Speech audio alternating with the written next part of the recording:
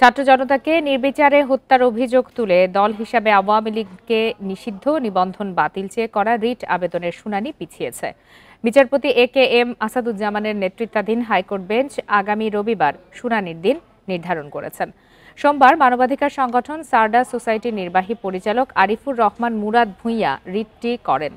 প্রাথমিক শুনানির পর পরবর্তী শুনানির জন্য বৃহস্পতিবার দিন ঠিক করে আদালত। রিটে যেসব প্রতিষ্ঠান সাবেক প্রধানমন্ত্রী শেখ হাসিনার নামে রয়েছে সেগুলোর নাম পরিবর্তনের দাবি জানানো হয়। একই সঙ্গে রাষ্ট্র সংস্কারের লক্ষ্যে বর্তমান অন্তর্বর্তী সরকারের মেয়াদ সর্বনিম্ন ৩ বছর করার আবেদন জানানো হয়েছে। পাশাপাশি বিদেশে পাচার করা ১১ লাখ কোটি টাকা ফেরত আনার উদ্যোগ এবং আওয়ামী লীগ সরকারের আমলে চুক্তিভিত্তিক নিয়োগ পাওয়া কর্মকর্তাদের বদলির আবেদনও করা হয়েছে।